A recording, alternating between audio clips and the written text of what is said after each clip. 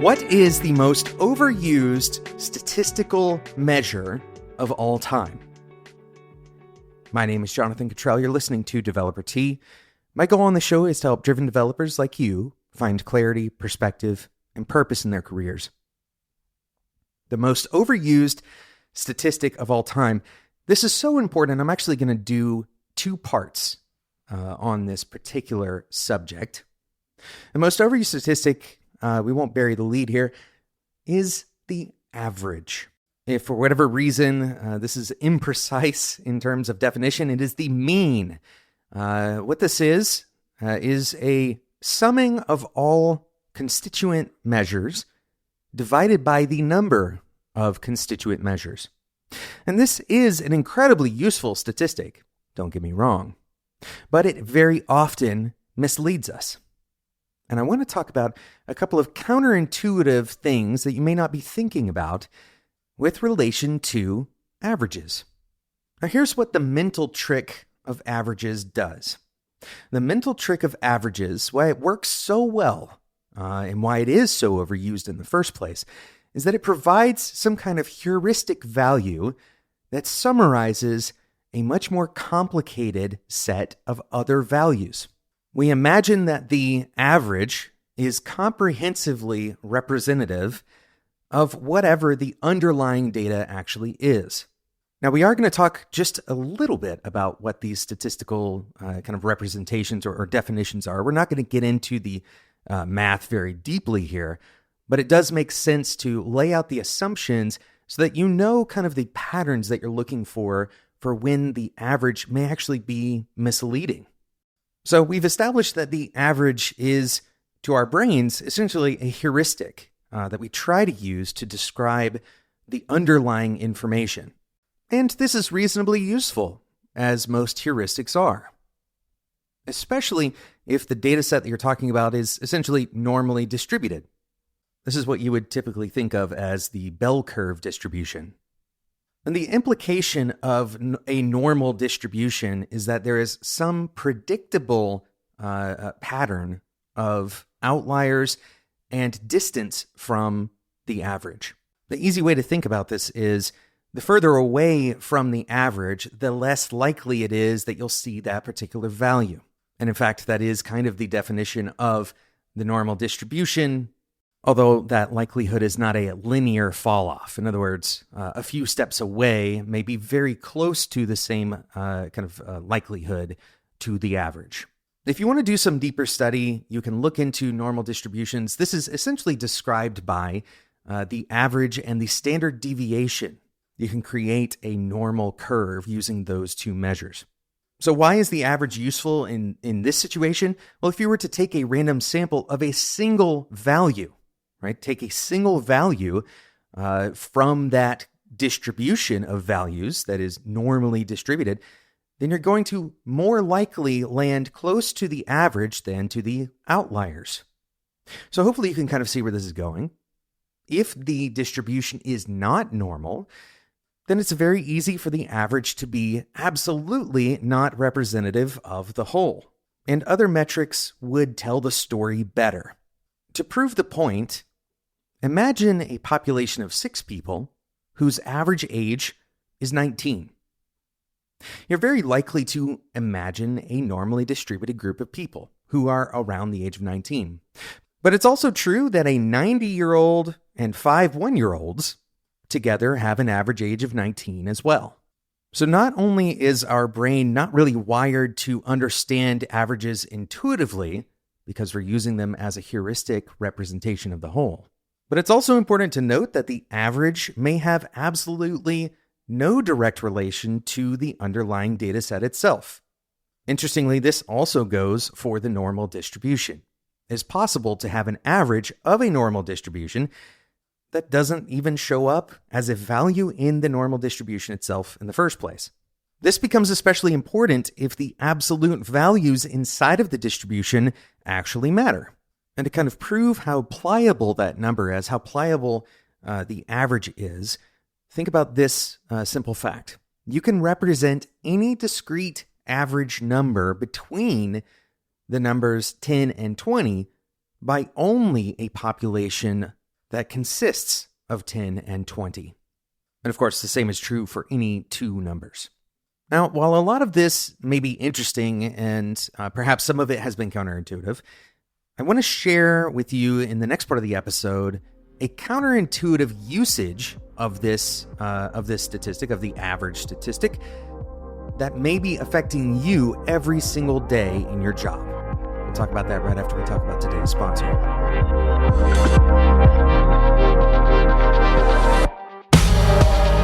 If you're listening to this show, there's a good chance that you're a developer and that you work on a team that builds a front-end product. And there's also a good chance that if you were to look in your backlog right now, you probably have a couple of bug reports. How good are those?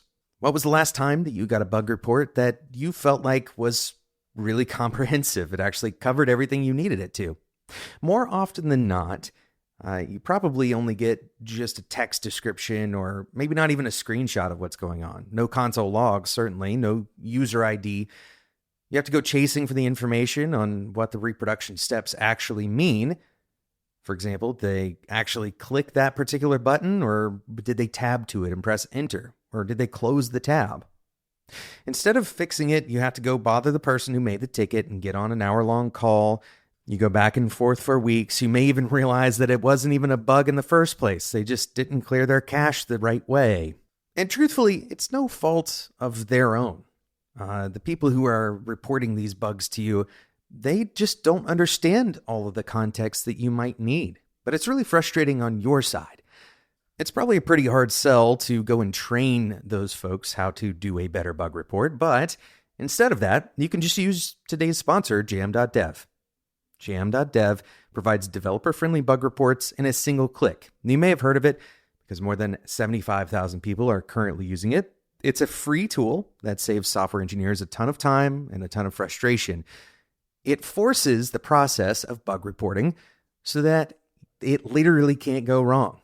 It automatically includes a video of the bug. It includes console.log. It includes network requests, all the information you need to debug, to reproduce. In fact, it's so detailed that you could actually take the spec from the bug and put it directly into an automated test to cover that bug in the future. So you're going to get better at regression testing as a result of this as well. If you're an engineer and you would rather spend your time writing code than responding to comments in your issue tracker, head over to jam.dev to get started. It's free. Thanks to Jam for sponsoring today's episode of Developer Tea.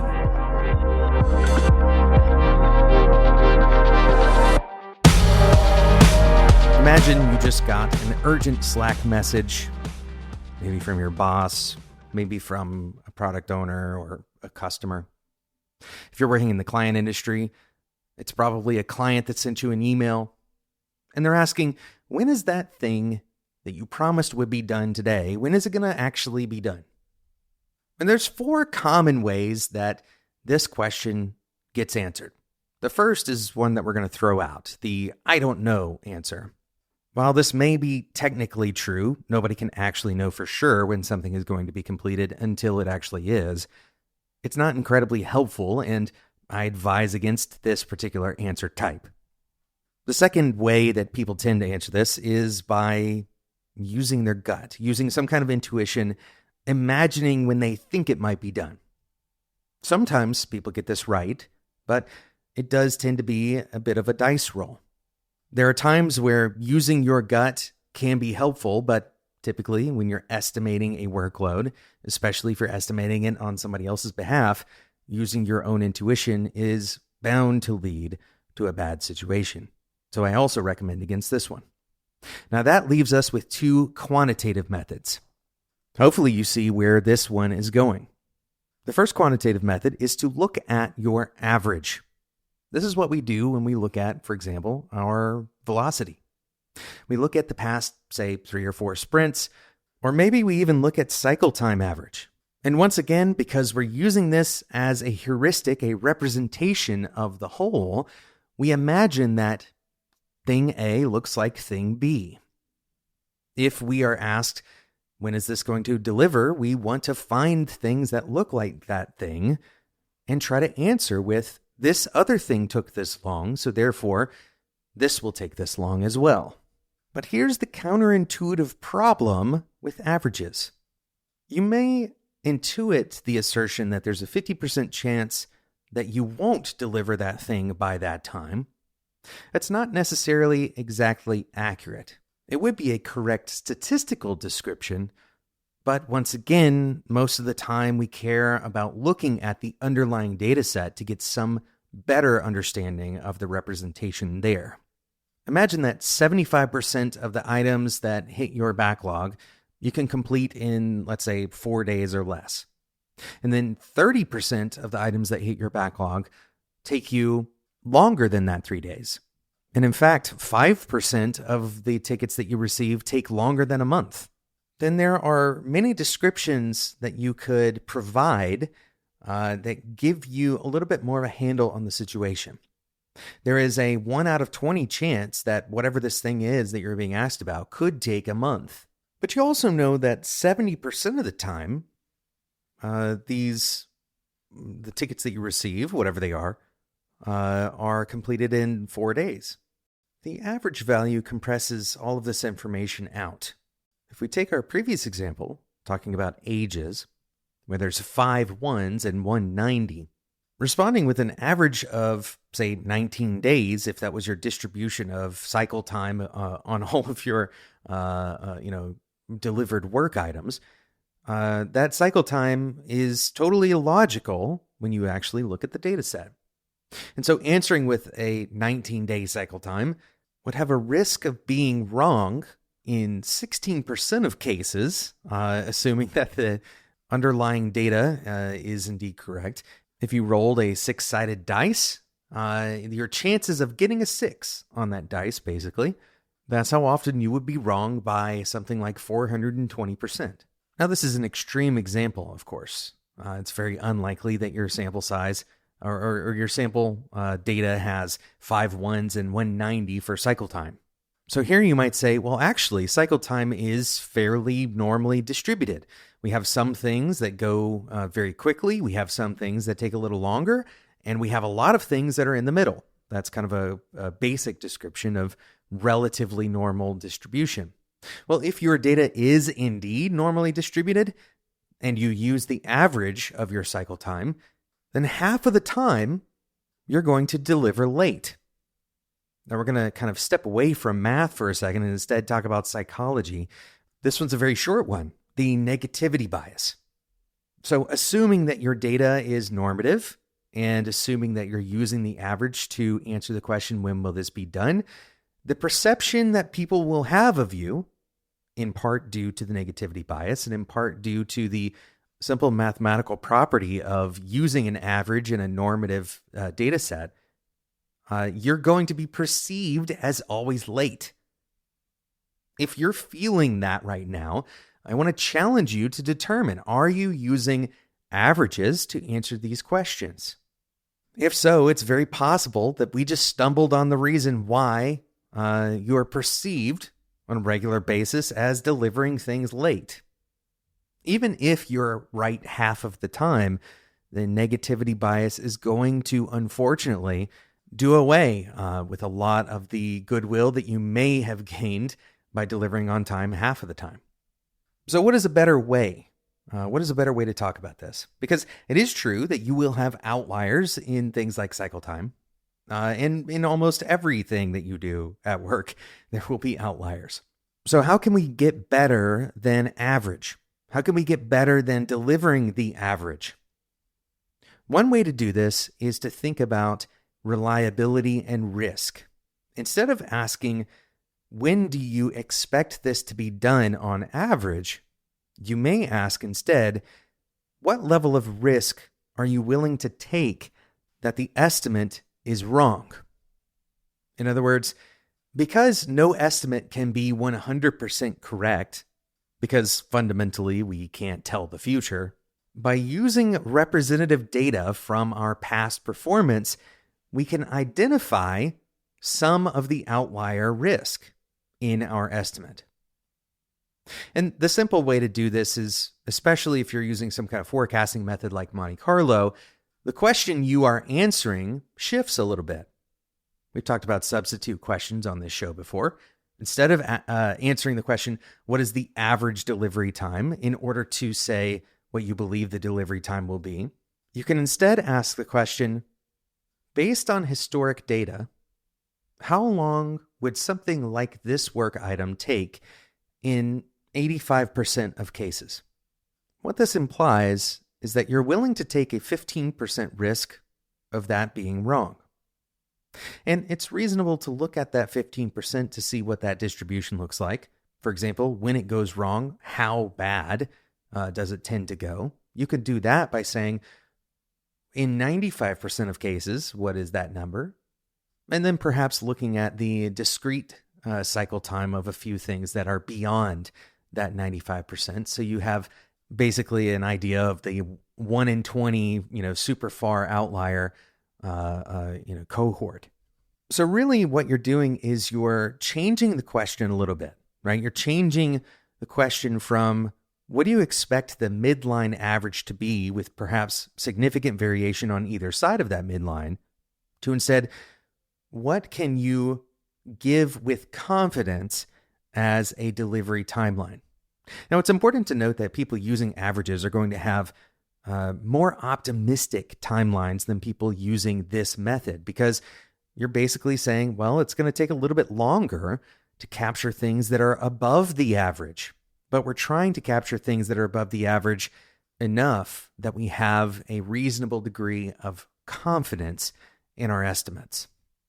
So again, the counterintuitive thing about the averages in a normative environment is that if you were to use that for estimation, you are late 50% of the time.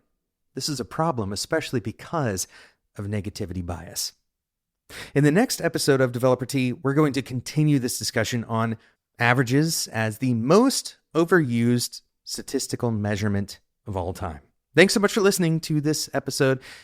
This episode was sponsored by Jam. Head over to jam.dev to get started today. You're going to have better bug reports, which ultimately, by the way, will result in a lot less time spent on fixing bugs in the first place. Head over to jam.dev. It's free. If you enjoyed this episode, I encourage you to do two things. One, if you don't want to miss out on the next part in this series, subscribe in your favorite podcasting app. That's the best way to make sure you don't miss out on future episodes. And my second request is that you leave a review in iTunes.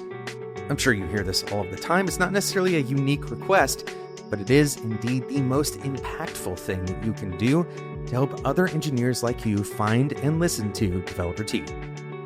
Thanks so much for listening, and until next time, enjoy your tea.